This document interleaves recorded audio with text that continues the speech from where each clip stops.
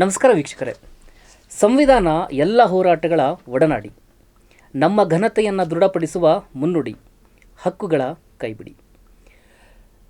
ಸಂವಿಧಾನದ ಬಗ್ಗೆ ದಿನನಿತ್ಯ ಜಾಗೃತಿ ಕಾರ್ಯಕ್ರಮಗಳು ನಡೀತಾ ಇದ್ದಾವೆ, ಚರ್ಚೆ ಸಂವಾದಗಳು ನಡೀತಾ ಇದ್ದಾವೆ. ಇಂಥ ಸಂದರ್ಭದೊಳಗಡೆ ವೀಕ್ಷಕರೇ ನಿಮಗೆ ನೆನಪಿರ್ಬೋದು, ಕಳೆದ ಒಂದು 8-10 ವರ್ಷಗಳ ಹಿಂದೆ ದೆಹಲಿಯ ಜಂತರ್ ಮಂತರ್ನಲ್ಲಿ ಬಲಪಂಥೀಯ ಸಂಘಟನೆಗಳು ಭಾರತದ ಡಾಕ್ಟರ್ BR ಅಂಬೇಡ್ಕರ್ ಅವರು ಬರೆದಿರ್ತಕ್ಕಂತಹ ಸಂವಿಧಾನ ಏನಿದೆ, ಇದು ನಮ್ಮ ಸಂವಿಧಾನ ಅಲ್ಲ, ಮನುಸ್ಮೃತಿ ನಮ್ಮ ಸಂವಿಧಾನ ಅಂತೇಳಿ ಈ ಸಂವಿಧಾನವನ್ನು ಸುಟ್ಟು ಹಾಕುವಂಥ ಪ್ರಯತ್ನವನ್ನು ಅವರಲ್ಲಿ ಮಾಡ್ತಾರೆ.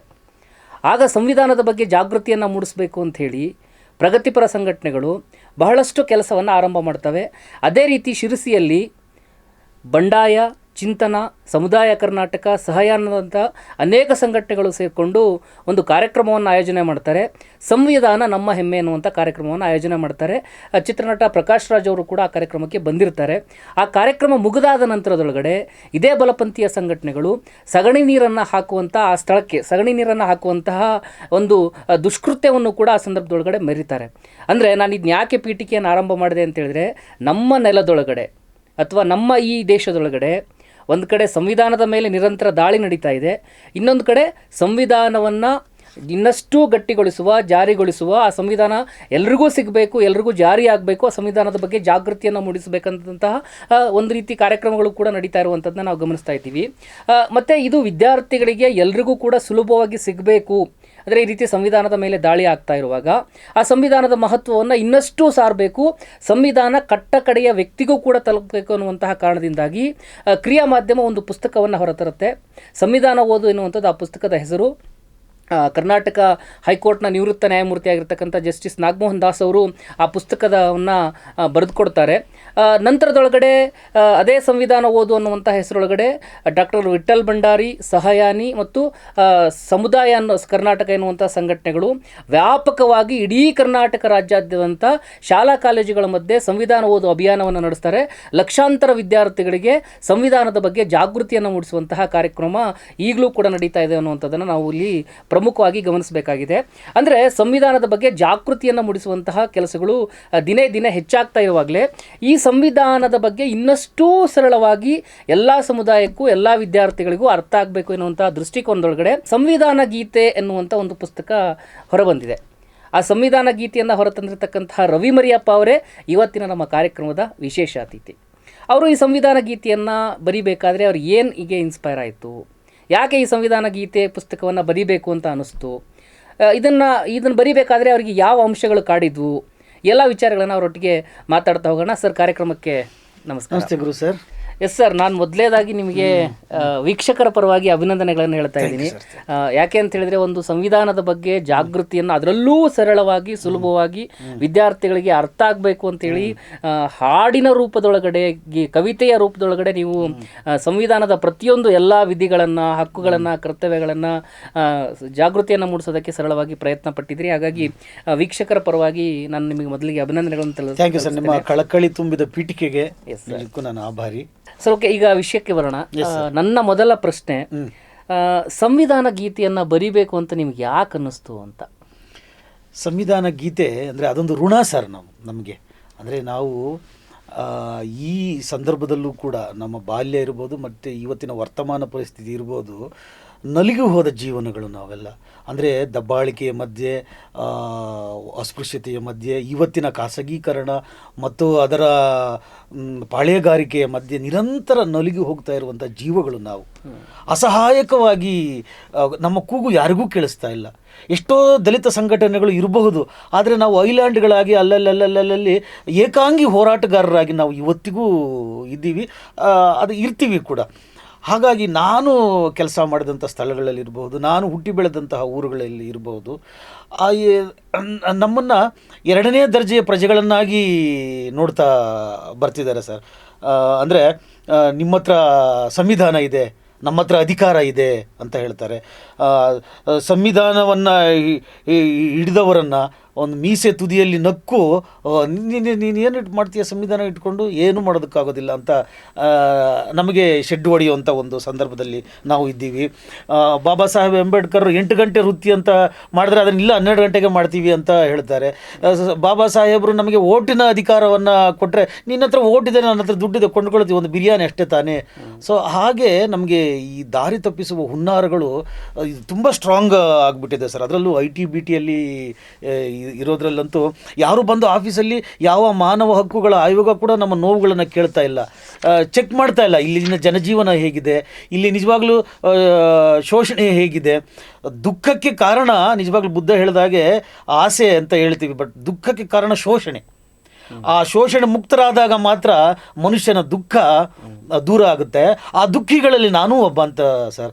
ಆ ದುಃಖವನ್ನು ಹೋಗಲಾಡಿಸ್ಕೊಳ್ಳೋದಕ್ಕೆ ಮತ್ತು ಸಹಮಾನವರ ದುಃಖವನ್ನು ಹೋಗಲಾಡಿಸ್ಕೊಳ್ಳೋದಕ್ಕೆ ನನಗೆ ಒಂದು ತೀವ್ರವಾದ ಒಂದು ಕಳವಳ ಉಂಟಾದಾಗ ನನಗೆ ಹಂಸಲೇಖ ಸರ್ ಸಂವಿಧಾನವನ್ನು ಅರ್ಥೈಸ್ತಾರೆ. ಸಂವಿಧಾನ ಎಲ್ಲದಕ್ಕೂ ಉತ್ತರ, ನಿನ್ನ ನೋವಿಗೆ ಮತ್ತು ನಿನ್ನ ತಾಕಲಾಟಗಳಿಗೆ ಉತ್ತರ ಸಂವಿಧಾನ.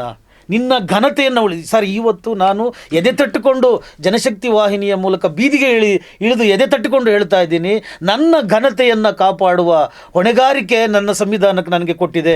ಮತ್ತು ನನ್ನ ಘನತೆಯನ್ನು ಪ್ರಶ್ನಿಸುವ ಹಕ್ಕು ಯಾವ ಸಂಸ್ಥೆಗೂ ಇಲ್ಲ, ಯಾವ ಜ್ಞಾನಕ್ಕೂ ಇಲ್ಲ, ಯಾವ ಸಿದ್ಧಾಂತಕ್ಕೂ ಇಲ್ಲ, ಯಾವ ವೃತ್ತಿಗೂ ಇಲ್ಲ, ಯಾವ ಅಧಿಕಾರಿಗೂ ಇಲ್ಲ ಅಂತ ಘಂಟಾಘೋಷವಾಗಿ ಹೇಳಬೇಕು ಅಂತ ನಾನು ಇವತ್ತು ಜನಶಕ್ತಿ ಮೂಲಕ ಬೀದಿಗೆ ಇಳಿದಿದ್ದೇನೆ ಸರ್.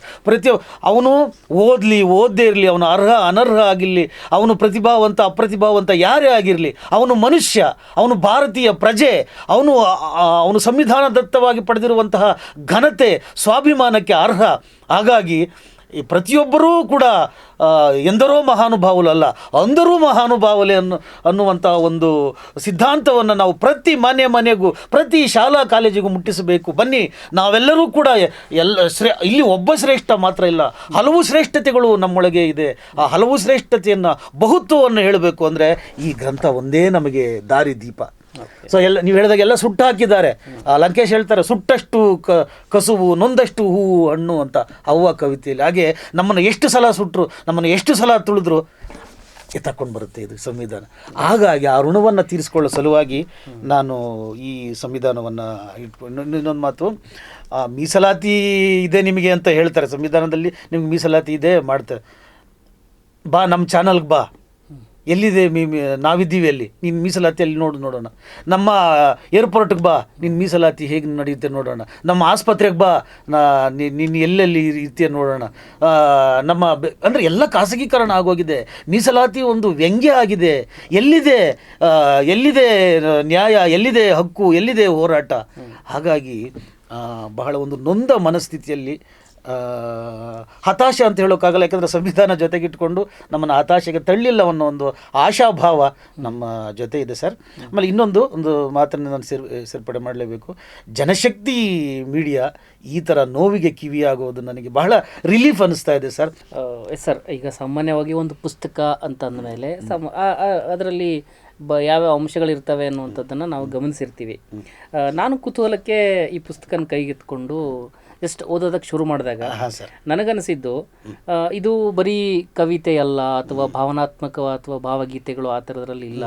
ಇದು ಸರಳವಾಗಿ ಎಲ್ರಿಗೂ ಮನ ಮುಟ್ಟುವಂಥ ಇರುವಂಥ ಕವಿತೆಗಳು ಇದರೊಳಗಡೆ ಇದ್ದಾವೆ ಅಂಥೇಳಿ ನನಗಂತೂ ಅನ್ನಿಸ್ತು. ಹಾಗಾಗಿ ನೀವು ಬರೀ ಸಂವಿಧಾನದ ಪೂರ್ವ ಪೀಠಿಕೆನೋ ಅಥವಾ ಹಕ್ಕು ಕರ್ತವ್ಯದ ಬಗ್ಗೆನೋ ಇದಷ್ಟೇ ಅಲ್ಲ, ಓವರಾಲ್ ಒಟ್ಟು ನಿಮ್ಮ ಕವಿತೆಯಲ್ಲಿರುವಂಥ ಯಾವ ಅಂಶಗಳನ್ನು ನೀವು ಬರೆದಿದ್ದೀರಿ ಅಂತೇಳಿ. ಸರ್, ನಾನು ಒಟ್ಟು ಮೂಲಭೂತ ಹಕ್ಕುಗಳನ್ನು ಮುಖ್ಯವಾಗಿ ಹೇಳಬೇಕು ಅಂತ ಹಂಸಲೇಖ ಸರ್ ಬಯಸಿದ್ದು. ಯಾಕಂದರೆ ಸಂವಿಧಾನದ ಆತ್ಮ ಮೂಲಭೂತ ಹಕ್ಕುಗಳು. ಅಲ್ಲಿ ನಮಗೆ 6 ಹಕ್ಕುಗಳ ಮೂಲಕ ನಮಗೆ ಪ್ರತಿಯೊಬ್ಬರಿಗೂ, ಎಲ್ಲ ಜನಾಂಗದ ಎಲ್ಲ ಧರ್ಮೀಯರಿಗೂ, ಎಲ್ಲ ಪ್ರತಿ ಮನುಷ್ಯನಿಗೂ, ಪ್ರತಿ ಪಕ್ಷಿಗೂ, ಪ್ರತಿ ಇರುವೆಗೂ, ಸೃಷ್ಟಿಗೆ ಒಂದು ಬದುಕುವ ಭರವಸೆಯನ್ನು ಮತ್ತು ಒಂದು ರಕ್ಷಣೆಯನ್ನು ಮೂಲಭೂತ ಹಕ್ಕುಗಳು ಕಲ್ಪಿಸಿವೆ. ಹಾಗಾಗಿ ಅವು ಶ್ರೇಷ್ಠ ಆಗ್ತವೆ ಅಂತ ನಾನು ಅದಕ್ಕೆ ಕೈ ಹಾಕಿದೆ. ಮತ್ತು ಮೂಲಭೂತ ಕರ್ತವ್ಯಗಳನ್ನು ಓದಿದಾಗ ಅದು ಕವಿತೆಗೆ ಹೇಳಿ ಮಾಡಿಸಿದ ವಸ್ತುಗಳಾಗೆ ನನಗೆ ಅನ್ನಿಸ್ತು. ಅಂದರೆ ನಾವು ಬರೀ ಹಕ್ಕುಗಳನ್ನು ಅನುಭವಿಸೋದಷ್ಟೇ ಅಲ್ಲ, ನಾವು ಮಾಡಬೇಕಾದ ಕರ್ತವ್ಯಗಳು, ಒಂದು ಋಣ ಒಂದಷ್ಟು ಇರುತ್ತಲ್ಲ, ಅದು ಬಹಳ ಮುಖ್ಯ ಆಗುತ್ತೆ. ಆಮೇಲೆ ಅದೇ ರಾಜ್ಯಕ್ಕೆ ಕೆಲವು ನಿರ್ದೇಶನಗಳನ್ನು ಕೊಡುತ್ತೆ ಸಂವಿಧಾನ. ನೀನು ಒಬ್ಬ ಪ್ರಜೆಯನ್ನು ಹೀಗೆ ನೋಡ್ಕೋಬೇಕು, ಇದನ್ನು ಈ ಪರಿಸರವನ್ನು ಹೀಗೆ ಕಾಪಾಡಬೇಕು, ಮತ್ತು ನಿನಗೆ ಪ್ರಜೆಯಾಗಿ ಒಂದಷ್ಟು ಹೊಣೆಗಾರಿಕೆ ಇದೆ ಅನ್ನೋದನ್ನು ರಾಜ್ಯ ನೀತಿ ನಿರ್ದೇಶಕ ತತ್ವಗಳು ಹೇಳುತ್ತೆ. ಅದನ್ನು ನನಗೆ ಹೇಳಬೇಕು ಅನ್ನಿಸ್ತು. ಬಟ್ ಇಷ್ಟಕ್ಕೆ ಮುಗಿದಿಲ್ಲ. ರಾಷ್ಟ್ರಪತಿಯನ್ನು ಆಯ್ಕೆ ಮಾಡುವಾಗ ಕೂಡ ನಾವು ಇಲ್ಲಿ ಹಾಕಿದ ಹೆಬ್ಬೆಟ್ಟು, ಇಲ್ಲಿ ಹಾಕಿದ ಓಟು, ಅಲ್ಲಿ ಡೆಲ್ಲಿಯಲ್ಲಿ ಸೀಟ್ ಸಿಗ್ಬೋದು ಅವನಿಗೆ, ಬಟ್ ಅದೆಲ್ಲ ಪವರು. ಆ ಸೀಟ್ ಸಿಕ್ಕುವಾಗ ಮಾಡಿದ ನಮ್ಮ ಓಟ್ ಇದೆಯಲ್ಲ, ಅದು ಪವರು. ರಾಷ್ಟ್ರಪತಿಯನ್ನು ಆಯ್ಕೆ ಮಾಡುವಲ್ಲಿ ಬರೀ ಸಂಸತ್ ಮಾತ್ರ ಪಾಲ್ಗೊಳ್ಳೋದಿಲ್ಲ, ಸಂಸತ್ತಿನ ಜನಪ್ರತಿಗಳನ್ನು ಆಯ್ಕೆ ಮಾಡಿದಂತಹ ಜನಸಾಮಾನ್ಯ ಕೂಡ ಬಹಳ ಮುಖ್ಯ ಆಗ್ತಾನೆ. ಎಲ್ಲೋ ಒಂದು ಹಣಕಾಸು ಆಯೋಗ ಮುಖ್ಯ ಆಗೋದಿಲ್ಲ, ಹಣಕಾಸು ಆಯೋಗಕ್ಕೆ ಟ್ಯಾಕ್ಸ್ ಕಟ್ತಾ ಇರೋ ನಾವು ಕೂಡ ಬಹಳ ಮುಖ್ಯ ಆಗ್ತೀವಿ. ಪ್ರತಿಯೊಂದು ಕೂಡ ಜನಸಾಮಾನ್ಯನಿಗೆ ಲಿಂಕ್ ಆಗುತ್ತೆ. ಅದನ್ನು ಅಂಬೇಡ್ಕರ್ ಸಾಹೇಬರು ಆ ಥರ ಕ್ರೋಢೀಕರಣ ಮಾಡಿ ಪ್ರತಿಯೊಂದನ್ನು ಬಳಸಿದ್ದಾರೆ. ಒಂದು ಲೋಕಸೇವಾ ಆಯೋಗ ಇರ್ಬೋದು, ಜನಸಾಮಾನ್ಯನಿಗೆ ಲಿಂಕ್ ಆಗುತ್ತೆ. ಒಂದು ರಾಷ್ಟ್ರಪತಿ ಆಯ್ಕೆ ಆಗಿರ್ಬೋದು, ಪ್ರಧಾನಮಂತ್ರಿ ಆಯ್ಕೆ ಆಗಿರ್ಬೋದು, ಮತ್ತು ಸರ್ವೋಚ್ಚ ನ್ಯಾಯಾಲಯ, ಉಚ್ಚ ನ್ಯಾಯಾಲಯ, ಯಾವುದೇ ಸಂವಿಧಾನದ ಸರ್ಕಾರದ ರೀತಿ ರಿವಾಜುಗಳಿರ್ಬೋದು, ಪ್ರತಿಯೊಂದು ಬಂದು ಜನಸಾಮಾನ್ಯನಿಗೆ ಲಿಂಕ್ ಆಗುತ್ತೆ. ಅವನು ಇಲ್ಲಿ ಓಟು ಹಾಕಿದರೆ ಮಾತ್ರ ಇವೆಲ್ಲ ನಡೀತಾ ಹೋಗ್ತವೆ. ಹಾಗಾಗಿ ಅವನು ಇದ್ರ ಬಗ್ಗೆ ಎಲ್ಲ ತಿಳ್ಕೋಬೇಕು. ಹಾಗಾಗಿ ಇಡೀ ಸಂವಿಧಾನವನ್ನು ನಾಲ್ಕು ಸಲ ಹೇಳ್ತಾ ಹೋದೆ. ಈಗ ನೋಡಿ, ರಾಷ್ಟ್ರಪತಿಗೆ ಬಂದ್ಬಿಡ್ತೀನಿ ಸರ್ ನೇರವಾಗಿ ನಾನು. ಆಳಿರಲಿ ಅರಸಿರಲಿ, ಆಳು ಅರಸುಗಳು ಅವನಾಜ್ಞೆ ಆಗಿರಲಿ. ಯಾರು? ರಾಷ್ಟ್ರಪತಿಗೆ. ಆಳಿಗೆ ಆಳಾಗಿರಲಿ, ಅರಸಿಗೆ ಅರಸಾಗಿರಲಿ, ದೇಶಕ್ಕೊಬ್ಬ ರಾಷ್ಟ್ರಪತಿ ಇರಲಿ. ಗಡಿ ಇರಲಿ, ನುಡಿ ಇರಲಿ, ಪಡಿಪಾಟು ಹಲವಿರಲಿ, ಸನ್ನದ್ಧ ಸೇನೆಗೆ ಸಮ್ಮತಿಯು ರಾಷ್ಟ್ರಪತಿಯದಾಗಿರಲಿ. ಅಂದರೆ ಅವನು ಮಿಲಿಟ್ರಿಗೆ ಆರ್ಡರ್ ಮಾಡುವಂಥ ಒಂದು ಅಧಿಕಾರ ಇದೆ ಅವನಿಗೆ. ಅಧಿಪತಿಯಾದರೂ ಸರ್ಕಾರ ಆಳನು, ಪ್ರಥಮ ಪ್ರಜೆಯಾದರೂ ಸಂಸತ್ತನ್ನು ಕೇಳನು. ಒಂದು ನಾಮ ಮಾತ್ರ ಆಗಿರೋದ್ರಿಂದ ಸರ್ಕಾರಕ್ಕೆ ಸರ್ಕಾರವೇ ಒಡೆಯ, ಸಂಸತ್ತಿಗೆ ಕಾನೂನೇ ಹಿರಿಯ, ರಾಷ್ಟ್ರಪತಿ ಎಂಬುವನು ಬಿಟ್ಟು ಬದುಕುವ ಪ್ರಥಮ ಪ್ರಜ್ಞೆಯು ಕೇಳಯ್ಯ. ಅವನೊಂದು ಸಾಕ್ಷಿ ಪ್ರಜ್ಞೆಯಾಗಿ ಎಲ್ಲವನ್ನು ಗಮನಿಸ್ತಾ ಇರ್ತಾನೆ. ಅವನು ಪ್ರಥಮ ಪ್ರಜೆ ಅಂದರೆ ಅವನು ಎಲ್ಲವನ್ನೂ ಗಮನಿಸ್ತಾ, ಎಲ್ಲವನ್ನೂ ಪ್ರಶ್ನೆ ಮಾಡ್ತಾ, ಎಲ್ಲವನ್ನೂ ಅವಲೋಕನ ಮಾಡ್ತಾ ಇರ್ತಾನೆ ಸರ್. ಉದ್ಭವನಲ್ಲ ರಾಷ್ಟ್ರಪತಿ, ಉಭಯ ಸದನಗಳ ತದ್ಭವ, ಗೆದ್ದು ಬಂದ ಮಂತ್ರಿಗಳ ವಿಜಯ, ಸಂಸತ್ತಿನ ವಿನಯ. ಕೇಳು ಪೂಜ್ಯ ಪ್ರಜೆಯೇ, ರಾಷ್ಟ್ರಪತಿ ಚುನಾಯಿತ ಮಂತ್ರಿಗಳ ಮತ್ತೊಂದು ಚುನಾವಣೆ. ನಾವು ಚುನಾವಣೆ ಮೂಲಕ ಪ್ರತಿನಿಧಿಯನ್ನು ಆರಿಸ್ತೀವಿ, ಪ್ರತಿನಿಧಿಗಳೆಲ್ಲ ಸೇರಿ ಚುನಾವಣೆ ಮೂಲಕ ರಾಷ್ಟ್ರಪತಿಯನ್ನು ಆಯ್ಕೆ ಮಾಡ್ತಾರೆ. ಅಧಿಕಾರವೇ ಆರಿಸಿಕೊಂಡ ಸಂವಿಧಾನ ಪ್ರಜ್ಞೆ ರಾಷ್ಟ್ರಪತಿ ಅಂತ. ಅಂದರೆ ಹೇಗೆ ಒಬ್ಬ ಜನಸಾಮಾನ್ಯನಿಗೆ ಈ ಮತದಾನದ ಮತ್ತು ಚುನಾವಣೆಯ ಅರಿವು ಎಲ್ಲಿಂದ ಎಲ್ಲಿವರೆಗೂ ಕರ್ಕೊಂಡೋಗುತ್ತೆ ಅಂತ. ಸೊ ಹಾಗಾಗಿ ಈ ಮೊದಲನೇ ಲಿಂಕು ತುಂಬ ಬಹಳ ಮುಖ್ಯ ಆಗುತ್ತೆ, ಅವನ ಓಟು ಬಹಳ ಮುಖ್ಯ ಆಗುತ್ತೆ. ಸೊ ರಾಷ್ಟ್ರಪತಿಯ ಆಯ್ಕೆಯಲ್ಲೂ ಪರೋಕ್ಷವಾಗಿ ನಿನ್ನ ಪಾತ್ರ ಇದೆ. ಸೊ ಹಾಗಾಗಿ ಸಂವಿಧಾನ ಬರೀ ಮೂಲಭೂತ ಹಕ್ಕು, ಬರೀ ಕರ್ತವ್ಯಗಳ ಜೊತೆಗೆ ಅವನ ಹೊಣೆಗಾರಿಕೆಯನ್ನು ಬಹಳ ಸೂಕ್ಷ್ಮವಾಗಿ ಹೇಳ್ತಾ ಹೋಗುತ್ತೆ ಸರ್. ಸರ್, ಈಗ ನಾನು ತುಂಬ ಜನರ ಹತ್ರ ಮಾತನಾಡಿದಾಗ, ಅದರಲ್ಲೂ ವಿದ್ಯಾರ್ಥಿಗಳ ಹತ್ರ ಮಾತಾಡಿದಾಗ, ಸಂವಿಧಾನ ಅಂದರೆ ನಮಗೆ ಕಷ್ಟ, ಅರ್ಥ ಆಗೋದಿಲ್ಲ ಅನ್ನುವಂಥ ಪದಗಳನ್ನು ಸಾಮಾನ್ಯವಾಗಿ ಬಳಸ್ತಾರೆ. ಯಾಕೆ ಅಂತ ಕೇಳಿದರೆ, ಅದರಲ್ಲಿ ಬರೆದಿರುವ ಶಬ್ದಗಳು, ಪದಗಳು, ಮತ್ತು ಆ ಸೆಕ್ಷನ್ಗಳು ಮತ್ತು ಅದರ ಮೂಲ ತಾತ್ಪರ್ಯಗಳೇನಿದ್ದಾವೆ, ಇವು ನಮಗೆ ತಲೆಗೆ ಹೋಗೋದಕ್ಕೆ ತುಂಬ ಕಷ್ಟ ಆಗುತ್ತೆ, ಅರ್ಥ ಮಾಡ್ಕೊಳ್ಳೋದಕ್ಕೆ ಕಠಿಣ ಅನ್ನುವಂಥ ಪದಗಳನ್ನು ಬಳಸಿರುವಂಥದ್ದನ್ನ ನಾನು ಕೇಳ್ತಾ ಇದ್ದೀನಿ. ಸೊ ಆ ಕಾರಣಕ್ಕೋಸ್ಕರನೇ ಅದು ಸರಳವಾಗಿ ಅರ್ಥ ಆಗಲಿ ಅನ್ನುವಂಥ ರೀತಿಯೊಳಗಡೆ ಸಂವಿಧಾನ ಓದೋ ಅಭಿಯಾನ ಶುರುವಾಯಿತು. ನೀವು ಇದನ್ನು ಸರಳೀಕರಿಸಿ ವಿದ್ಯಾರ್ಥಿ ಸಮುದಾಯಕ್ಕೆ, ಸಾಮಾನ್ಯ ಜನರಿಗೆ ಅರ್ಥ ಆಗಬೇಕು ಅಂತ ಸರಳೀಕರಿಸುವಾಗ ಯಾವ ಮಾರ್ಗವನ್ನು ಅನುಸರಿಸಿದ್ರಿ ಅಂತ? ಅಂದರೆ ಸಂವಿಧಾನ ಅರ್ಥ ಆಗೋದು ಬಹಳ ಮುಖ್ಯ, ಅದಕ್ಕೋಸ್ಕರ ಸಂವಿಧಾನ ಓದು ಅಂತ ಬಂತು. ಅದಾದ ಮೇಲೆ ಈಗ ಸಂವಿಧಾನ ಗೀತೆಯನ್ನು ನಾವು ಪಡ್ಕೊಂಡಿದ್ದೀವಿ. ನೋಡಿ, ಇದರ ಪವಾಡ ಏನು ಅಂದರೆ, ಜಸ್ಟಿಸ್ ನಾಗಮೋಹನ್ ದಾಸ್ ಒಬ್ಬ ಪ್ರಕಾಂಡ ಪಂಡಿತರು, ರವಿ ಮರಿಯಪ್ಪ ಒಬ್ಬ ಜನಸಾಮಾನ್ಯ. ಒಬ್ಬ ಪ್ರಕಾಂಡ ಪಂಡಿತ ಮತ್ತು ಜನಸಾಮಾನ್ಯರನ್ನು ಒಟ್ಟಿಗೆ ತರುವಂಥ ಒಂದು ಶಕ್ತಿ ಇರೋದು ಈ ಸಂವಿಧಾನಕ್ಕೆ. ಮತ್ತು ಸರ್, ಸಮಸ್ಯೆ ಇಲ್ಲ ಸರ್, ಭಾಷೆ ನಮ್ಮ ಅರ್ಥವಾಗುವಂತಹ ಭಾಷೆಯಲ್ಲಿ ನಾವು ಹೇಗೆ ಬೇಕಾದರೂ ನಾವು ತರ್ಜುಮೆ ಮಾಡ್ಕೋಬೋದು. ಸಂವಿಧಾನನೇ ನಮಗೆ ಹೇಳುತ್ತೆ. ಸಾಂಸ್ಕೃತಿಕ ಶೈಕ್ಷಣಿಕ ಹಕ್ಕು 29ರಲ್ಲಿ ಇದೆ. ಎಲ್ಲ ಭಾಷೆ ದೊಡ್ಡದು, ಭಾಷೆ ಒಳಗಿನ ಖುಷಿ ದೊಡ್ಡದು. ಬುದ್ಧ, ಮುಸ್ಲಿಂ, ಜೈನ್, ಸಬ್ಕಿ ಕಲ್ಚರ್ ಫೈನ್. ಮದ್ರಸಾ ಹಮಾರಾ ಸ್ಕೂಲ್, ಅಲ್ಪಸಂಖ್ಯಾತ ಜತನ್ ಕರ್ನ ಒದಕ್ದಾರ್ ಕಿ ರೂಲ್. ನಿನ್ನ ಭಾಷೆ ನಿನ್ನ ಹಕ್ಕು, ವಿಧಿ 29 ಐತೆ ನಮ್ಕು ನಿಮ್ಕು. ಉಪಭಾಷೆಗಳ ಉಳಿಸು, ತಂಬಿ ಭಾಷೆಯಲ್ಲೇ ಶಿಕ್ಷಣವ ಕಲಿಸು. ಉಪಭಾಷೆಗಳ ಉಳಿಸುವಂಥ ಸಂವಿಧಾನವೇ ನಮಗೆ ಹೇಳುತ್ತೆ. ಅಂದರೆ ಒಂದು ಕನ್ನಡ ಅಂದರೆ ಸರಳವಾದಂತಹ ಭಾಷೆ, ಸುಲಲಿತವಾದಂತಹ ಭಾಷೆ, ಅದು ಹೃದಯದ ಭಾಷೆ ಸರ್.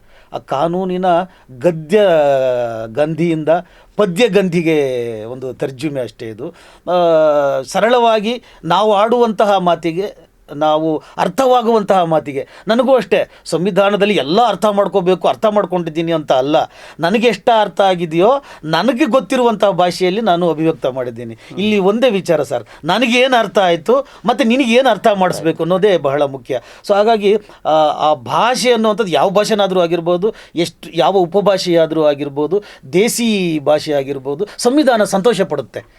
ಅದು ಸರಳವಾದ ಭಾಷೆಗಳಿಗೆ ಅದು ಬಂದಾಗ ಅದು ನಲ್ದಾಡ್ಕೊಂಡು ಬಂದ್ಬಿಡುತ್ತೆ. ಅದು ಸಂವಿಧಾನದ ಗುಣವೇ ಅದು. ಹಾಗಾಗಿ ನನಗೆ ಕಷ್ಟ ಅನ್ನಿಸ್ಲಿಲ್ಲ ಸರ್. ನನಗೆ ಇಚ್ಛೆ ಬಂದ ಭಾಷೆಯಲ್ಲಿ ನಾನು ಬರೆಯೋಕ್ಕೆ ಇಂಗ್ಲೀಷ್ ಮಿಕ್ಸ್ ಮಾಡ್ತೀನಿ, ಮತ್ತು ನಮ್ಮ ದೇಸಿ ಭಾಷೆಯನ್ನು ಮಿಕ್ಸ್ ಮಾಡ್ತೀನಿ, ಲೋಕಲ್ ಭಾಷೆಯನ್ನು ಮಿಕ್ಸ್ ಮಾಡ್ತೀನಿ. ಆ ನಿಟ್ಟಿನಲ್ಲಿ ನೋಡೋಕೋದ್ರೆ ಅದೊಂದು ರೀತಿಯ ಪದಕ್ರಾಂತಿ.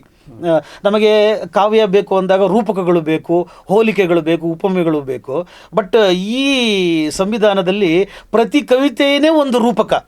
ಮೂಲಭೂತ ಹಕ್ಕು, ಸಮಾನತೆಯ ಹಕ್ಕು ಅಂದರೆ ಅದೇ ಒಂದು ರೂಪಕ. ಅದಕ್ಕೆ ಅದರದೇ ಆದಂತಹ ಒಂದು ಚರಿತ್ರೆ ಇದೆ, ಅದರದೇ ಆದಂತಹ ನೋವು ತಾಕಲಾಟಗಳಿದೆ. ಒಂದು ಕಾವ್ಯ ಹೇಳಬೇಕಾಗಿರೋದು ಆ ನೋವು ತಾಕಲಾಟಗಳು.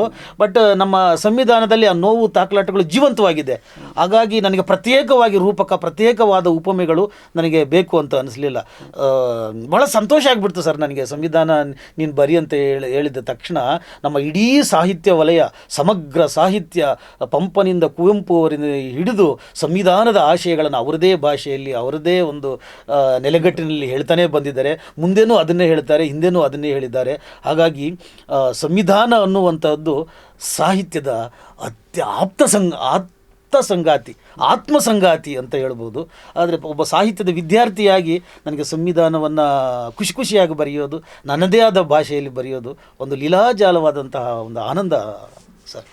ಸರ್, ಅಂದರೆ ನೀವು ಹೇಳ್ತಿರೋದು ಹೃದಯದ ಭಾಷೆ, ಜನರ ಭಾಷೆ ನಾನು ಬರದೆ ಅನ್ನುವಂಥದ್ದು ಮಾತನ್ನು ಒಪ್ಕೊಳ್ತಿದ್ದೀರಿ. ಸರ್, ಒಂದು ಕೃತಿ ಹೊರಗಡೆ ಬರುವಾಗ ಏನಾದರೂ ಒಂದು ನಮಗೆ ಕಾಡಿದ್ರೆ, ಏನಾದರೂ ಒಂದು ಆ ರೀತಿಯ ಫೀಲ್ ಇದ್ದರೆ ಮಾತ್ರ ಒಂದು ಕೃತಿ ಹೊರಗಡೆ ಬರುತ್ತೆ ಅಂತೇಳಿ ನಾನು ಕೇಳಿದ್ದೀನಿ ತುಂಬ ಜನರಿಗೆ. ಸೊ ಹಾಗಾಗಿ ನೀವು ಈ ಸಂವಿಧಾನ ಗೀತೆಯನ್ನು ಬರೆಯೋದಕ್ಕೆ ಕೂತ್ಕೊಂಡಾಗ ನಿಮ್ಮನ್ನು ಕಾಡಿದಂತಹ ವಿಷಯ ಯಾವುದು ಸರ್? ನನ್ನನ್ನು ಕಾಡಿದ್ದು ಒಂದೇ ಸರ್, ಮನುಷ್ಯನನ್ನು ಬಹಳ ಅಲ್ಪ ವ್ಯಕ್ತಿಯನ್ನಾಗಿ ನೋಡ್ತಾ ಇರೋವಂಥ ಒಂದು ಸಮಾಜಕ್ಕೆ ಯಾಕೆ ಇದು ನಿಜವಾಗ್ಲೂ ಇದು ಹೀಗಿದೆಯಾ, ಇರೋದೇ ಹೀಗೇನಾ, ಯಾವುದು ಗೈಡೆನ್ಸೇ ಇಲ್ವಾ ನಮಗೆ ಅಂತ ಹೋದಾಗ, ಇಲ್ಲ, ಸಂವಿಧಾನ ಇದೆ, ನಮ್ಮನ್ನು ಅಪ್ಪಿಕೊಳ್ಳುವಂತಹ ಒಂದು ಶಕ್ತಿ ಇದೆ ಆ ಸಂವಿಧಾನ ಅಂತ ನನಗೆ ಅರ್ಥ ಆದಾಗ, ಅದನ್ನು ಅಯ್ಯೋ ನಾನು ಒಬ್ಬನೇ ಅನುಭವಿಸೋದಲ್ಲ, ಎಲ್ರಿಗೂ ಅದನ್ನು ತಿಳಿಯಪಡಿಸಬೇಕು, ಆ ಘನತೆಯನ್ನು ತಿಳಿಸ್ಬಿಡಬೇಕು, ಆ ಹಕ್ಕುಗಳನ್ನು ತಿಳಿಯಪಡಿಸಬೇಕು, ಆ ಕರ್ತವ್ಯಗಳನ್ನು ತಿಳಿಯಪಡಿಸಬೇಕು. ಒಂದು ಕಾಲೇಜಿನ ವಿದ್ಯಾರ್ಥಿ ಯುವ ಶಕ್ತಿಗೆ ಆ ವಿಶ್ವಾತ್ಮಕ ಮೌಲ್ಯಗಳನ್ನು ಹೇಳೋದಕ್ಕೆ ಇದೊಂದು ದಾರಿ ಸೊ ಅಂತ ಗೊತ್ತಾಗಿ, ನನಗೆ ಸಂವಿಧಾನವೇ ನನ್ನ ಜೀವನದ ಒಂದು ಶ್ರೇಷ್ಠ ಕೆಲಸ, ಅದನ್ನು ಸರಳವಾಗಿ ಹೇಳೋದೇ ನನ್ನ ಜೀವನದ ಗುರಿ. ಇದು ಹೇಳಿಬಿಟ್ಟು ಮುಗಿಸ್ಬಿಟ್ರೆ ಸಾಕಪ್ಪ, ನನ್ನ ಜೀವನ ಸಾರ್ಥಕ ಅನ್ನುವಂಥ ಒಂದು ನೆಮ್ಮದಿಯನ್ನು, ಒಂದು ಸ್ವಾಭಿಮಾನದ ಖಾತರಿಯನ್ನು ಮತ್ತು ಒಂದು ಆತ್ಮಘನತೆಯ ಖಾತರಿಯನ್ನು ನನಗೆ ಸಂವಿಧಾನ ಕೊಟ್ಟಿದ್ದರಿಂದ ನಾನು ಅದನ್ನು ಬರೀಲೇಬೇಕು ಅನ್ನೋಂಥ ಒಂದು ಒತ್ತಡ ನನಗೆ ಉಂಟಾಯಿತು ಸರ್. ಜೊತೆಗೆ ನಾನು ಈಗಾಗಲೇ ಹೇಳಿದ ಹಾಗೆ ಕೆಲಸಗಳಲ್ಲಿನ ಒತ್ತಡ ಮತ್ತು ಸಮಾಜದ ದುಷ್ಟ ಶಕ್ತಿಗಳ ಒಂದು ನಿರಂತರ ದಾಳಿ, ಆ ನೋವು, ಆ ಶೋಷಣೆ ನನಗೆ ಸಂವಿಧಾನವನ್ನು ಬಹಳ ತೀವ್ರವಾಗಿ ಹೇಳಬೇಕು, ಅನಿವಾರ್ಯವಾಗಿ ಹೇಳಬೇಕು ಅನ್ನೋ ಒತ್ತಡವನ್ನು ತಂದಿದೆ ಸರ್. ಒಂದು ನಿಮ್ಮ ಸಂವಿಧಾನ ಗೀತೆಯಲ್ಲಿ ಮೂಲಭೂತ ಹಕ್ಕು, ಕರ್ತವ್ಯ ಮತ್ತು ರಾಜ್ಯ ನಿರ್ದೇಶಕ ತತ್ವದ ಬಗ್ಗೆ ಬರೆದಿರೋ ಕವಿತೆಗಳನ್ನ ವೀಕ್ಷಕರಿಗೆ ಓದಿ ಹೇಳ್ಬೋದಾ? ಖಂಡಿತ ಸರ್. ನಾನು ಮೊದಲೇ ಹೇಳಿದ ಹಾಗೆ ಮೂಲಭೂತ ಹಕ್ಕುಗಳು ಸಂವಿಧಾನದ ಪ್ರಧಾನ ಹಂತ. ಅದರಲ್ಲಿ ಸಮಾನತೆಯ ಹಕ್ಕು, ಸ್ವಾತಂತ್ರ್ಯದ ಹಕ್ಕು, ಶೋಷಣೆ ವಿರುದ್ಧದ ಹಕ್ಕು, ಸಾಂಸ್ಕೃತಿಕ ಮತ್ತು ಶೈಕ್ಷಣಿಕ ಹಕ್ಕು, ಸಂವಿಧಾನಾತ್ಮಕ ಪರಿಹಾರಗಳ ಹಕ್ಕು ಬರುತ್ತೆ. ಸೊ ಅದರಲ್ಲಿ ನಾನು ಈಗಾಗಲೇ ಹೇಳಿದ ಹಾಗೆ ಒಂದು ಮನುಷ್ಯನ ಘನತೆಯನ್ನು ಖಾತರಿಪಡಿಸುವಂತಹ ಹಕ್ಕನ್ನು ನಮಗೆ ಸಂವಿಧಾನ ನೀಡಿದೆ. ಅದರಲ್ಲಿ ಶೋಷಣೆ ವಿರುದ್ಧದ ಹಕ್ಕು ಭಾಳ ಇವತ್ತಿನ ಒಂದು ನೋವಿಗೆ ಭಾಳ ಉತ್ತರ ಅಂತ ಹೇಳಿಸುತ್ತೆ. ಅದನ್ನು ಒಂದು ಶೋಷಣೆ ವಿರುದ್ಧ ಹಕ್ಕನ್ನು ತಮ್ಮ ಮುಂದೆ ಹಂಚ್ಕೊಳ್ಳೋದಕ್ಕೆ ಇಷ್ಟಪಡ್ತೀನಿ. ಸೋಮ ಭೀಮ ಅಮಾಸ ಹಕ್ಕನ್ನು ಪಡೆಯುವುದೇ ವಿಕಾಸ. ಅನುಭವಿಸು ಹಕ್ಕುಗಳೇ ನಮ್ಮ ಭರೋಸ. ಬಡವರು ಬಗ್ಗರು ಇನ್ನೂ ಬಗ್ಗರು, ಬಡವರು ಬಗ್ಗರು ಇನ್ನೂ ಬಗ್ಗರು, ಜೀತ ಪದ್ಧತಿಗೆ ಜಗ್ಗರು. ಶೋಷಣೆ ವಿರುದ್ಧ ಹಕ್ಕು, ದುಡಿಯಂಗಿಲ್ಲ ಪಿಳ್ಳೆ ಪಿಸುಕು. ಸಾಕು ಸಾಕು ವರದಕ್ಷಿಣೆಗಾಕು ಬ್ರೇಕು, ಇದು ಸಂವಿಧಾನಕ್ಕೆ ತಾಯ್ತನ ಉಳಿಸಿದ ಹಕ್ಕು. ಐಕ್ಳು ದುಡಿಯಂಗಿಲ್ಲ ತಿಳುಕ, 8 ಗಂಟೆ ದುಡಿಮೆ, 8 ಗಂಟೆ ದುಡಿ, ಕಾರ್ಮಿಕನೇ ದುಡಿಯೋ ಮಾಲೀಕ, ಇದು ಒಡಲುಗೊಂಡವನ ಹಕ್ಕು. ಇದು ವಿಧಿ 23, ತುಳಿದವರಿಗೆ ಆಪತ್ತು, ತಿಳಿದವರಿಗೆ ಬಡವರ ಉಪನಿಷತ್ತು ಅಂತ ಹೇಳಿ ಆ ಶೋಷಣೆ ವಿರುದ್ಧದ ಹಕ್ಕಿನಲ್ಲಿ ದುಡಿಯಂಗಿಲ್ಲ ಪಿಳ್ಳೆ ಪಿಸುಕು, ವರದಕ್ಷಿಣೆ ಇಲ್ಲ, ಮತ್ತು ಐಕ್ಳು ದುಡಿಯಂಗಿಲ್ಲ, 8 ಗಂಟೆ ದುಡಿಮೆ, ಕಾರ್ಮಿಕನೇ ದುಡಿಯೋ ಮಾಲೀಕ ಅಂತ ಹೇಳಿ ನಮಗೆ ಸಂವಿಧಾನ ನಿರ್ದೇಶನ ಮಾಡುತ್ತೆ ಸರ್. ಅದನ್ನು ಒಂದು ಭಾವಪೂರ್ಣವಾಗಿ ಈ ರೀತಿ ಹೇಳ್ಬೋದು ಸರ್. ಇನ್ನು ಕರ್ತವ್ಯದ ವಿಚಾರಕ್ಕೆ ಬಂದರೆ ನಮಗೆ ಕರ್ತವ್ಯಗಳು ಬಹಳ ಮುಖ್ಯ ಆಗುತ್ತೆ ಸರ್. ಈ ಕರ್ತವ್ಯಗಳು ನಮಗೆ ಹಕ್ಕು ಎಷ್ಟು ಮುಖ್ಯನೋ ನಾವು ಇನ್ನೊಬ್ಬರ ಹಕ್ಕನ್ನು ರಕ್ಷಿಸೋದು ಕೂಡ ಅಷ್ಟೇ ಮುಖ್ಯ ಆಗುತ್ತೆ ಅಂತ. ಅಂದರೆ ನಿಮ್ಮ ಸ್ವಾತಂತ್ರ್ಯವನ್ನು ನಾನು ರಕ್ಷಣೆ ಮಾಡಿದಾಗ ನನ್ನ ಸ್ವಾತಂತ್ರ್ಯಕ್ಕೆ ಒಂದು ಶೋಭೆ, ನಿಮಗೆ ನಾನು ಸಮಾನತೆಯನ್ನು ಕೊಟ್ಟಾಗ ನಾನು ನನ್ನ ಸಮಾನತೆಯನ್ನು ಕೇಳೋದಕ್ಕೆ ಅದೊಂದು ಶೋಭೆ. ಮತ್ತು ಈಗ ನಾವು ನೋಡಿ, ರಸ್ತೆ ಎಡಭಾಗದಲ್ಲಿ ಹೋಗಬಾರ್ದು ಅನ್ನೋದು ನನ್ನ ಕರ್ತವ್ಯ. ಅದು ಇನ್ನೊಬ್ಬನಿಗೆ ದಾರಿ ಮಾಡಿಕೊಡುತ್ತೆ. ಇನ್ನೊಬ್ಬನಿಗೆ ದಾರಿ ಮಾಡಿಕೊಟ್ಟಾಗ ನನ್ನ ದಾರಿ ನನಗೆ ಸುಗಮ ಆಗುತ್ತೆ. ನಿನ್ನ ದಾರಿಯಲ್ಲಿ ನೀನು ಹೋಗು, ನನ್ನ ದಾರಿಯಲ್ಲಿ ನಾನು ಹೋಗ್ತೀನಿ. ಹಾಗಾಗಿ ನಾವು ರಾಷ್ಟ್ರಕ್ಕೆ ಸಲ್ಲಿಸಲೇಬೇಕಾದಂಥ ಕೆಲವು ಕರ್ತವ್ಯಗಳಿದೆ. ಸೊ ಅದರಲ್ಲಿ ಹಂಚ್ಕೊಳ್ಳೋದಕ್ಕೆ ಇಷ್ಟಪಡೋದಾದರೆ ನೋಡಿ ಸರ್, ಇದು ಎಲ್ಲ ಜೀವಿಗಳ ಬಗ್ಗೆ ದಯೆಯನ್ನು ತೋರಿಸ್ಬೇಕು. ಪರಿಸರ, ಪಕ್ಷಿ, ಪ್ರಾಣಿಗೂ ಬದುಕುವ ಹಕ್ಕಿದೆ ಅಂತ ನಮ್ಮ ಸಂವಿಧಾನ ಹೇಳುತ್ತೆ. ಅಂದರೆ ಈ ಬಸವಣ್ಣನವರು ಹೇಳ್ತಾರೆ ದಯವೇ ಧರ್ಮದ ಮೂಲವಯ್ಯ ಅಂತ. ಅದನ್ನು ಒಂದು ಕರ್ತವ್ಯವಾಗಿ ನಮ್ಮ ಸಂವಿಧಾನ ನಮಗೆ ಹೇಳುತ್ತೆ ಸರ್. ಹಕ್ಕಿಗೂ ಇದೆ ಬದುಕುವ ಹಕ್ಕು, ಪ್ರತಿ ಹಕ್ಕು ಜೀವ ಉಳಿಸುವ ಗುಟುಕು. ಚಿಗುರಿಗೂ ಇದೆ ಮರವಾಗುವ ಹಕ್ಕು, ಬೆವರಿಗೂ ಇದೆ ದೇವರಾಗುವ ಸೊಕ್ಕು. ಸಮಸ್ತ ಸಂವಿಧಾನದ ಸಾರಾಂಶ ಇದು. ಅಂದರೆ ಹಕ್ಕಿಗೂ ಇದೆ ಬದುಕುವ ಹಕ್ಕು, ಪ್ರತಿ ಹಕ್ಕು ಜೀವ ಉಳಿಸುವ ಗುಟುಕು. ನೀರಿಗೂ ಇದೆ ಹರಿಯುವ ದಿಕ್ಕು, ಬದಲಿಸಬೇಡ ತೊರೆಗಳ ದಿಕ್ಕು. ಇರುವೆಗೂ ಇದೆ ಇರುವಿಕೆ, ಬೆಟ್ಟಕ್ಕೆ ಸಮಾನ ಹುಲ್ಲು ಗರಿಕೆ. ಪ್ರತಿ ಜೀವಿಗೂ ಇದೆ ಜೀವಿಸುವ ಹಕ್ಕು, ಬದುಕಿಸು ಬಾಳ್ವೆಯೊಂದೇ ಸಕಲ ಚರಾಚರಕ್ಕೂ. ಹಾಡು ಬಾ ಭಾರತೀಯ, ಇದು ನಿನ್ನ 7ನೇ ಕರ್ತವ್ಯ ಅಲ್ವಾ ಸರ್. ನಮ್ಮ ಪರಿಸರವನ್ನು ಕಾಪಾಡಿಕೊಳ್ಳೋದಿರ್ಬೋದು, ಒಂದು ನಮ್ಮೊಂದಿಗೆ ಇರುವಂತಹ ಪ್ರಾಣಿ ಪಕ್ಷಿಗಳನ್ನು ನೋಡೋದಿರ್ಬೋದು. ನಾವು ಹೇಗೆ ಮಾನವರನ್ನು ಪ್ರೀತಿಸ್ತೀವೋ ನಮ್ಮ ಮನೆಯಲ್ಲಿರುವಂತಹ ನಾಯಿ, ಹಸು, ಕೋಳಿ, ಕುರಿ, ಪಕ್ಷಿಗಳು, ಸಣ್ಣ ಸಣ್ಣ ಪಕ್ಷಿಗಳು, ಇವೆಲ್ಲದರ ಜೊತೆಗೂ ನಾವು ಪ್ರೀತಿಯಿಂದ ಇರ್ಬೋದು. ಜಗತ್ತು ನಿಷ್ಕರುಣೆ ಅಲ್ಲ. ನಮ್ಮ ಆಯ್ಕೆಯಲ್ಲಿ ನಮಗೆ ತೊಂದರೆ ಇದೆ. ನಮ್ಮ ಸಂಗಾತಿಗಳಾಗಿ ಪ್ರಾಣಿ ಪಕ್ಷಿಗಳನ್ನು ನಾವು ಇಟ್ಟುಕೊಂಡು ಅವುಗಳ ಜೊತೆ ನಮ್ಮ ಜೀವನವನ್ನು ಹಂಚ್ಕೋಬೋದು, ಅವುಗಳ ಜೊತೆ ನಮ್ಮ ಒಡನಾಟವನ್ನು ಇಟ್ಕೊಳ್ಬೋದು. ಅದು ನಮ್ಮ ಬದುಕನ್ನು ಸಹನೀಯ ಆಗಿಸುತ್ತೆ. ಹಾಗಾಗಿ ಸಂವಿಧಾನ ಪ್ರತಿ ಜೀವಿಗೂ, ಪ್ರತಿ ಪಕ್ಷಿಗೂ, ಪ್ರತಿ ಇರುವೆಗೂ ಒಂದು ಬದುಕುವ ಹಕ್ಕನ್ನು ಕೊಡುತ್ತಲ್ಲ ಸರ್. ಇಷ್ಟೊಂದು ಅದ್ಭುತವಾದಂತಹ ಒಂದು ಸೋಜಿಗ. ಇನ್ನೊಂದು ಕರ್ತವ್ಯ ಆಯಿತು, ಹಕ್ಕಾಯಿತು. ಇನ್ನು ರಾಜ್ಯ ನೀತಿ ನಿರ್ದೇಶಕ ತತ್ವಕ್ಕೆ ಬರೋದಾದರೆ ಅಲ್ಲಿ ನೋಡಿ ಸರ್, ರಾಜ್ಯವು ಅನುಸರಿಸಬೇಕಾದ ಕಾರ್ಯನೀತಿ ತತ್ವಗಳು ವಿಧಿ 39 ಅಂತ ಸರ್. ಅಲ್ಲಿ ಕೇಳಿ, ಹೆಣ್ಣಿರಲಿ ಗಂಡಿರಲಿ ಒಂದೇ ಜೀವನ, ಹೆಣ್ಣಿರಲಿ ಗಂಡಿರಲಿ ಒಂದೇ ಜೀವನ, ಹೆಣ್ಣ ಕಾಣೋ ಕಣ್ಣಿರಲಿ ಗಂಡಿನೊಳಗೆ ಹೆಣ್ಣಿರಲಿ, ಆದಾಯ ಹಂಚಿಕೆಯಾಗಲಿ ಬೊಗಸೆಯಿಂದ ಬೊಗಸೆಗೆ, ಹರಿಯುವುದೇ ನೀರು ಇಲ್ಲದಿರೇ ಬಚ್ಚಲು. ನಿನ್ನ ಹತ್ರ ಇರೋ ದುಡ್ಡನ್ನು ನೀನು ಏನೋ ತೊಡಗಿಸ್ಕೊಂಡು ನೀನು ಸಮಾಜಕ್ಕೆ ವಿನಿಯೋಗಿಸ್ಬೇಕು. ನೀನು ಕೊಡೋ ಗುಣ ಇಲ್ಲದೆ ಹೋದ್ರೂ ನಿನ್ನ ಹತ್ರನೇ ಇಟ್ಕೊಂಡು ನೀನು ಕೊಳಿಸಬೇಡ ಹಣನ, ಅದು ಹರಿಬೇಕು. ಅದು ದುಡಿಮೆ ಎಂದರೆ ವೇತನವಲ್ಲ ಶ್ರಮಿಕನ ಮೈಬೆವರು, ಅನ್ನ ಕೊಟ್ಟವನ ವಂದಿಸು ಅನ್ನದಾತನೇ ಸಾಮ್ರಾಟ, ಅನ್ನವಾಗದ ಸಂಪತ್ತು ರಾಷ್ಟ್ರೀಯ ವಿಪತ್ತು. ಏನು ಸರ್, ಅನ್ನವಾಗದ ಸಂಪತ್ತು ರಾಷ್ಟ್ರೀಯ ವಿಪತ್ತು. ಬಚ್ಚಿಡ್ತಾರಲ್ಲ, ಗೋಡೌನ್ಗಳಲ್ಲಿ ಬಚ್ಚಿಡ್ತಾರೆ, ಮತ್ತು ಬ್ಲ್ಯಾಕ್ ಮನಿಯನ್ನು ಬಚ್ಚಿಡ್ತಾರೆ, ಅದು ರಾಷ್ಟ್ರೀಯ ವಿಪತ್ತು. ಅದು ಅದೇ ವಿಧಿ 39, ತುತ್ತು ಉಣಿಸಿ ಉಳಿಸಿದ ವೃದ್ಧರ ಆಧರಿಸು, ತುತ್ತು ಬಡಿಸಿದ ಹೆಣ್ಣ ಅನ್ನವಾಗಿಸು, ಬಡವನ ಬೆಳೆಸಿದರೆ ಅನ್ನ ಉಂಬುವರೆಲ್ಲ ಸಮಾನ. ನಾನು ಅನ್ನ ತಿನ್ನಲ್ಲ ಅನ್ನೋರು ಮಾತ್ರ ನಾನು ಹೋಗಲೇ ನಿನ್ನ ಸಂವಿಧಾನ ನನಗೆ ಬೇಡ, ಹೋಗಲೇ ನಿನ್ನ ಸಹವಾಸ ನನಗೆ ಬೇಡ ಅಂತ ಹೇಳ್ಬೋದು. ಆದರೆ ಅನ್ನ ತಿನ್ನೋ ಪ್ರತಿ ಮನುಷ್ಯರು ಸಮಾನ. ಭಾಳ ಸರಳವಾಗಿ ಅದು ಹೇಳುತ್ತೆ ಸರ್. ಹೀಗೆ ರಾಜ್ಯ ನಿರ್ದೇಶಕ ತತ್ವ, ಕರ್ತವ್ಯ ಭಾಳ ಸೊಗಸಾಗಿರುತ್ತೆ. ನೀವು ಓದಬೇಕು. ಸಣ್ಣ ಸಣ್ಣದಾಗಿ ಪ್ರತಿ ಹಾಡನ್ನು ನಾನು ಬರ್ಕೊಂಡು ಹೋಗ್ತಾ ಇರ್ತೀನಿ ಸರ್. ಅದನ್ನು ಕೇಳೋದಕ್ಕೆ ಒಂದು ಖುಷಿ ಆಗುತ್ತೆ. ಅದರಲ್ಲೂ ರಾಜ್ಯ ನೀತಿ ನಿರ್ದೇಶಕ ತತ್ವಗಳಂತೂ ಮಜಾನೋ ಮಜಾ. ಅವು ಎಷ್ಟು ಚೆಂದ ನಮ್ಮದು ಬಹು ಸಂಸ್ಕೃತಿ ಅಂತ ಸಂವಿಧಾನ ಹೇಳುತ್ತೆ ಅಲ್ವಾ. ಬಗೆ ಬಗೆ ಬಟ್ಟೆ ದೇಶದ ತುಂಬ ಬರಂದು ಚಿಟ್ಟೆ, ತರತರ ಭಾಷೆ ನವಿಲ ಕಣ್ಣುಗಳೆಲ್ಲ ನಾಲೆಗೆ, ಭಾರತ ಮಾತೆಗೆ ನುಡಿಗಳ ದೀವಿಗೆ, ಮಿರಿಮಿರಿ ಕನ್ನಡಿ ಲಂಬಾಣಿ, ಜರಿ ಜರಿ ಇಳ್ಕಲ್ ಚಂದ ಕಾಣಿ, ಕುಣಿಕಲ್ ಕುಣಿಗಲ್ ಕುಣಿಗಲ್ ದಾವಣಿ, ಮೈಸೂರು ಪೇಟ ಮಲ್ಲಿಗೆ ತೋಟ, ಜೋಳದ ರೊಟ್ಟಿ ಊಟ. ಅಂದರೆ ಬೇರೆ ಬೇರೆ ಪ್ರಾಂತ್ಯಗಳು ಬೇರೆ ಬೇರೆ ಸಂಸ್ಕೃತಿಗಳು ಎಲ್ಲ ಐಕ್ಯವಾದಾಗ ಅದೊಂದು ಸಾಂಸ್ಕೃತಿಕ ಸೌಂದರ್ಯ. ಅದೇ ಸಂವಿಧಾನ ನಾವು ಯಾಕೆ ಬೇಕು ಅಂತ ಹೇಳೋದು, ಆ ಮಜಾ. ಕಂಬಳದಲ್ಲಿ ಎಮ್ಮೆಯ ಓಟ, ಉತ್ತರದಲ್ಲಿ ತ್ರಿವೇಣಿ ಕೂಟ, ರಾಜಸ್ಥಾನಿ ದರ್ಬಾರ್, ತೆಲಂಗಾಣಲೋ ಜಂತರ್ ಮಂತರ್, ಬಾಂಧವ್ಯದಲ್ಲಿ ಬಿಜಾಪುರ್, ತಾಜ್ ಮಹಲ್ ಕಿ ದಿಲ್ ಬಹಾರ್. ಆ ಥರ ಪ್ರತಿಯೊಂದನ್ನು ಭಾಳ ಸಂತೋಷ ಇದೆ. ನೀವು ಕರ್ತವ್ಯಗಳನ್ನೆಲ್ಲ ಓದಿಬಿಟ್ರೆ ಅಂತೂ ಎಷ್ಟು ಸೊಗಸಾಗಿ ಹೇಳ್ತಾ ಹೋಗ್ತಾನೆ ಆ ಬಹುತ್ವವನ್ನು, ಆ ಬಹುಸಂಸ್ಕೃತಿಯನ್ನು. ಮತ್ತು ರಾಜ್ಯ ನಿರ್ದೇಶಕ ತತ್ವಗಳಲ್ಲೂ ಹಾಗೆಯೇ ಸೊಗಸಾದ ಕಾವ್ಯ ಗುಣ ಅದರಲ್ಲಿ ಎದ್ದು ಕಾಡುತ್ತೆ ಸರ್. ದಯವಿಟ್ಟು ಓದಲೇಬೇಕು ಸಂವಿಧಾನದ ಪುಸ್ತಕವನ್ನು. ಅದರಲ್ಲೂ ಕಾವ್ಯ ರೂಪದಲ್ಲಿ ಓದೋದಂತೂ ಹಾಡುಗಾರಿಕೆ ಸರಳವಾದ ರೂಪದಲ್ಲಿ ಒಂದು ಹಬ್ಬ ಅದು ಸರ್. ಸಂತೋಷ ಸಂಭ್ರಮ ಎರಡೂ ಸಿಗುತ್ತೆ ಅಲ್ವಾ ಸರ್. ಓಕೆ, ಚರ್ಚೆಯ ಕೊನೆಗೆ ಬರೋದಾದರೆ ಸರ್, ಇಡೀ ಸಂವಿಧಾನದಲ್ಲಿ ನಿಮಗೆ ಆಪ್ತ ಅನಿಸಿದಂತಹ ವಸ್ತು ಯಾವುದು ಅಂತ?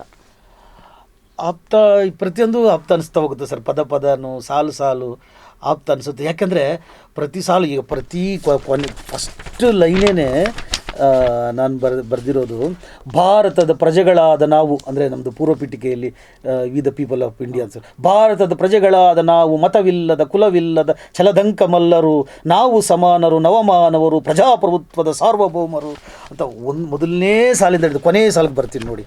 ಕೊನೆಯ ಸಾಲು ಏನು ಬರ್ತಿದ್ದೀನೋ ಗೊತ್ತಿಲ್ಲ ನನಗೆ. ಮಹಿಳಾ ದೂರು ಅಂತ ಮುಗಿಸಿದ್ದೀನಿ. ನಿನಗೂ ಒಂದು ದೂರಿದೆ ದೂರು, ಬದುಕಿಗೂ ಒಂದು ಬದುಕಿಗೆ ದೂರು, ಹಕ್ಕಿಗೂ ಒಂದು ಹಕ್ಕಿದೆ ಬಾ ಮಾನವ ಆಯೋಗವನ್ನು ಸೇರು ಅಂತ. ಅಂದರೆ ಮೊದಲಿನಿಂದ ಕೊನೆಯವರೆಗೂ ಆ ಮಾನವೀಯ ಮಿಡಿತ ಮತ್ತು ತುಡಿತ ಇನ್ಫಾರ್ಮೇಷನ್ನು ತಳ್ಳುತ್ತೆ ಅದನ್ನು ನಮಗೆ. ಹೋಗು ನೀನು, ಅಂದರೆ ಈ ಕಾನೂನನ್ನು ಬಂದು ಆಯುಧವಾಗಿ ಬಳಸ್ಕೊ, ನಿನಗೆ ಅನ್ಯಾಯ ಆಗಿದೆಯಾ, ನಿನ್ನ ದೇವರು ದಿಂಡ್ರು ನಿನ್ನ ಧಾರ್ಮಿಕತೆ ಅಂತ ಹತ್ಕೊಂಡು ಕೂತಿರಬೇಡ, ಯಾರೂ ಬಂದು ನಿನ್ನ ಕಣ್ಣೀರು ಒರೆಸಲ್ಲ. ಈಗಲೇ ಹೋಗು, ಫ್ರೀ ಲಾಯರ್ಸ್ ಇದ್ದಾರೆ, ಇಲ್ಲ ಹೈಕೋರ್ಟ್ ಹತ್ರ ಹೋಗು, ಅಲ್ಲಿ ನಿನಗೆ ಫ್ರೀ ಲಾ ಕೊಡುವಂಥ ಒಂದು ಚೇಂಬರ್ಸ್ ಇದೆ, ಸಂಪರ್ಕಿಸು, ಅಲ್ಲಿ ತಿಳ್ಕೊ. ಬೇಡ, ಮಾನವ ಹಕ್ಕುಗಳ ಆಯೋಗದ ನಂಬರ್ ಇದೆ, ನಾನು ಆ ನಂಬರನ್ನೆಲ್ಲ ಇದರಲ್ಲಿ ಹೇಳಿದ್ದೀನಿ ಸರ್. ಅದನ್ನೆಲ್ಲ ಹೇಳಿದ್ದೀನಿ. 180042523333 ಮಾನವ ಹಕ್ಕುಗಳ ಆಯೋಗ. ಅಲ್ಲಿ ಹೋಗು. ಸಂಘಟನೆ ಇದೆ, ಜನಶಕ್ತಿ ಮೀಡಿಯಾ ಇದೆ, ಗುರು ಸರ್ ಇದ್ದಾರೆ, ನಾವಿದ್ದೀವಿ, ನಮಗೆಲ್ಲ ಸಂಘಟಿತರಾಗೋಣ, ಹೋರಾಡೋಣ. ಈ ರೀತಿಯಾದಂಥ ಒಂದು ಸಾಂಘಿಕ ಶಕ್ತಿಯನ್ನು, ಒಡನಾಟವನ್ನು ಕೊಡುತ್ತೆ ಸರ್ ಸಂವಿಧಾನ ನಮಗೆ. ನನಗೆ ನೀವು ಪರಿಚಯ ಆದರೆ ಈ ಮೂಲಕ ನಮಗೆ ಎಷ್ಟೋ ಜನ ಪರಿಚಯ ಆಗ್ತಾರೆ, ನಾವೆಲ್ಲ ಒಂದಾಗ್ತೀವಿ, ಆ ಒಡನಾಟವನ್ನು ಒಂದಾಗ್ತೀವಿ. ನನಗೆ ಈ ಮೇಲುವರ್ಗದಲ್ಲೂ ಕೂಡ ಸಂವಿಧಾನವನ್ನು ಪ್ರೀತಿಸುವಂಥ ಅನೇಕ ವ್ಯಕ್ತಿಗಳಿದ್ದಾರೆ. ಅವ್ರನ್ನೆಲ್ಲ ಒಟ್ಟಿಗೆ ತರಬೇಕು ಅನ್ನೋದೇ ನನ್ನ ಆಸೆ. ಅಂದರೆ ನಾವೆಲ್ಲ ಸಮಾನರು ಸರ್, ಜಾತಿ ಧರ್ಮ ಎಲ್ಲವನ್ನು ಅದು secondary. Firstly we are Indians and lastly we are Indians ಅಂತ ಅಂಬೇಡ್ಕರ್ ಹೇಳ್ತಾರಲ್ಲ, ನಾವು ಭಾರತೀಯರು ಅಷ್ಟೇ. ಓಕೆ ಸರ್, ಅದೇ ಇನ್ನೊಂದು ಅಂಶ ಇದೆ. ಈಗ ಭಾಳಷ್ಟು ಜನ ಏನು ಅನ್ಕೊಂಡ್ಬಿಟ್ಟಿದ್ದಾರೆ ಅಂತ ಹೇಳಿದರೆ, ಸಂವಿಧಾನ ಅಥವಾ ಮೀಸಲಾತಿ ಅನ್ನುವಂಥದ್ದು ಬರೀ ದಲಿತರಿಗಾಗೇ ಇರುವಂಥದ್ದು, ಮೇಲ್ಜಾತಿ ಅಥವಾ ಹಿಂದುಳಿದ ವರ್ಗ ಬೇರೆಯವರು ಏನಿದ್ರೆ ಅದು ನಮಗೆ ಸಂಬಂಧ ಇಲ್ಲ, ನಾವು ಯಾಕೆ ಅದನ್ನು ಸಂವಿಧಾನವನ್ನು ಒಪ್ಪಬೇಕು ಎನ್ನುವಂಥ ಸಾಕಷ್ಟು ಪ್ರಶ್ನೆ ಚರ್ಚೆಗಳನ್ನು ನಾವು ಸಾಮಾಜಿಕ ಜಾಲತಾಣದಲ್ಲೂ ಕೂಡ ಕೇಳ್ತಿರ್ತೀವಿ. ಅದಕ್ಕೆ ಏನು ಹೇಳಲಿಕ್ಕೆ ಬಯಸ್ತೀರಿ ಅಂತ? ಒಳ್ಳೆ ಪ್ರಶ್ನೆ ಕೇಳಿದ್ರಿ ಸರ್. ನನಗೆ ತುಂಬ ಜನ ಸಂವಿಧಾನ ಅಂತ ಹೇಳಿದಾಗ, ನಿಮಗೆ ಬರ್ಕೊಂಡಿದ್ದೀರಪ್ಪ ನೀವು, ನಿಮ್ಗೆ ಮೀಸಲಾತಿ ಇದೆ, ನಿಮಗೆ ಸೌಕರ್ಯಗಳಿದೆ, ನಿಮಗೋಸ್ಕರ ನೀವು ಬರ್ಕೊಂಡಿದ್ದೀರಿ, ನಮಗೇನಿದೆ ಅಂತ ಕೇಳ್ತಾರೆ. ನೀವು ಒಳ್ಳೆ ಸಂದರ್ಭದಲ್ಲಿ ಒಳ್ಳೆ ಪ್ರಶ್ನೆ ಕೇಳಿದರೆ, ಸಾಕಷ್ಟು ಇದೆ ಸರ್. ಅಂದರೆ ಹೆಚ್ಚು ಕಡಿಮೆ ಅಂತ ಯಾವುದೂ ಇಲ್ಲ. ಯಾವುದೇ ಜಾತಿಯಲ್ಲಿ ಹುಟ್ಟಿರಲಿ, ಭಾರತದ ಪ್ರಜೆಗೆ ಪ್ರತಿ ಹಕ್ಕನ್ನು ಪ್ರತಿ ಕರ್ತವ್ಯವನ್ನು ಅನುಭವಿಸುವ ಶಕ್ತಿಯನ್ನು, ಕೊಡುಗೆಯನ್ನು ನಮಗೆ ಸಂವಿಧಾನ ನೀಡಿದೆ. ಸಂವಿಧಾನವು ದೇಶದ ಪ್ರತಿಯೊಬ್ಬರಿಗೂ ಅವರವರ ಸಾಮರ್ಥ್ಯಕ್ಕೆ ಬೆಳೆಯುವಂಥ ಒಂದು ಅವಕಾಶವನ್ನು ಕೊಟ್ಟೇ ಇದೆ. ಈಗ ವಿಧಿ 300 ಅಂತ ಬರುತ್ತೆ, ಅಲ್ಲಿ ವೈಯಕ್ತಿಕ ಆಸ್ತಿ ರಕ್ಷಣೆಯನ್ನು ಮಾಡುತ್ತೆ. ವಿಧಿ 32 ಬರುತ್ತೆ, ಅಲ್ಲಿ ಮೇಲ್ಜಾತಿಯ ವ್ಯಕ್ತಿಯ ಮೂಲಭೂತ ಹಕ್ಕುಗಳಿಗೆ ಧಕ್ಕೆಯಾದಾಗ ಅವರು ನೇರವಾಗಿ ಸುಪ್ರೀಂ ಕೋರ್ಟ್ಗೆ ಹೋಗಿ ಮೊರೆ ಹೋಗ್ಬೋದು, ತಮ್ಮದೇ ಶೈಕ್ಷಣಿಕ ಸಂಸ್ಥೆಗಳನ್ನು ಸ್ಥಾಪನೆ ಮಾಡ್ಕೋಬೋದು, ನಿಂದಿಸಿದವರ ಮೇಲೆ ಕೇಸ್ ಹಾಕ್ಬೋದು, ಯಾವುದೇ ವ್ಯಕ್ತಿಯನ್ನು ಕಾನೂನುಬದ್ಧ ಪ್ರಕೃತಿಯಲ್ಲಿದೆ ಬಂಧಿಸೋ ಹಾಗಿಲ್ಲ, ಅವರ ಘನತೆಗೆ ಧಕ್ಕೆ ತರೋ ಹಾಗಿಲ್ಲ, ಮತ್ತು ಅವರ ಸಂಪ್ರದಾಯ, ಅವರ ಧಾರ್ಮಿಕ ಆಚರಣೆ ಯಾವುದೇ ತಡೆ ಇಲ್ಲದೆ ಆಚರಿಸ್ಬೋದು. ಅವರಿಗೂ ಮೀಸಲಾತಿ ಇದೆ. ಅವ್ರಿಗೂ ಕೂಡ ಎಲ್ಲ ಸಂವಿಧಾನದ ಪ್ರತಿ ನಾಗರಿಕನಿಗೂ ಸಿಗುವಂಥ ಎಲ್ಲ ಹಕ್ಕುಗಳು ಅವರಿಗೆ ಸಿಕ್ಕಿದೆ.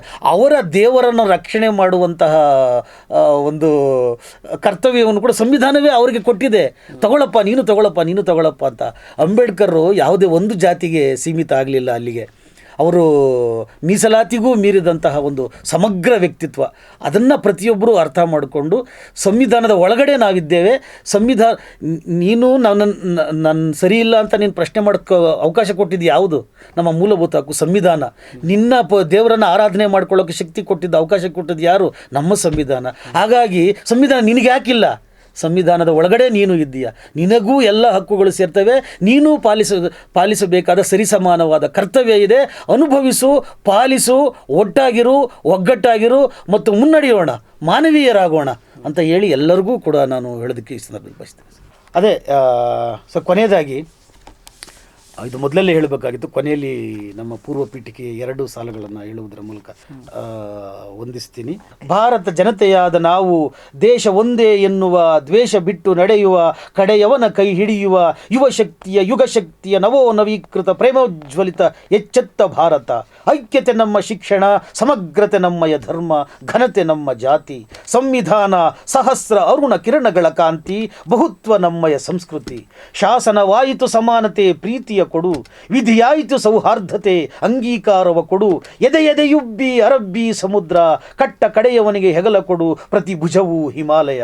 ಒಂದೇ ಒಂದೇ ಒಂದೇ ಭಾರತ ನಮದೊಂದೇ, ಒಂದೇ ಒಂದೇ ಒಂದೇ ಭಾರತವೇ ಮುಂದೆ. ಒಂದೇ ಒಂದೇ ಒಂದೇ ಭಾರತವೇ ಮುಂದೆ, ಬಾ ರಥವೇ ಮುಂದೆ. ಎಲ್ಲ ಒಗ್ಗಟ್ಟಾಗಿ ಮುನ್ನಡೆಯೋಣ, ಒಂದಾಗೋಣ, ಶಿಕ್ಷಣ ಸಂಘಟನೆ ಹೋರಾಟಕ್ಕೆ ಅರ್ಥ ಕಲ್ಪಿಸೋಣ. ನಮಸ್ಕಾರ, ನಮಸ್ತೆ ಜನಶಕ್ತಿ. ಸಂವಿಧಾನ ಗೀತೆ ಪುಸ್ತಕವು ನೆಟ್ಕಲ್ಲಪ್ಪ ವೃತ್ತದ ಬಳಿ ಇರುವ ಕ್ರಿಯಾ ಮಾಧ್ಯಮದ ಪುಸ್ತಕ ಮಳಿಗೆಯಲ್ಲಿ ಲಭ್ಯ ಇದೆ. ಈ ಪುಸ್ತಕದ ಮುಖಬೆಲೆ 300 ರೂಪಾಯಿ ಆಗಿದ್ದು, ಶೇಕಡ 40 ರಿಯಾಯಿತಿಯೊಂದಿಗೆ ಈ ಪುಸ್ತಕ ನಿಮಗೆ ಸಿಗುತ್ತದೆ.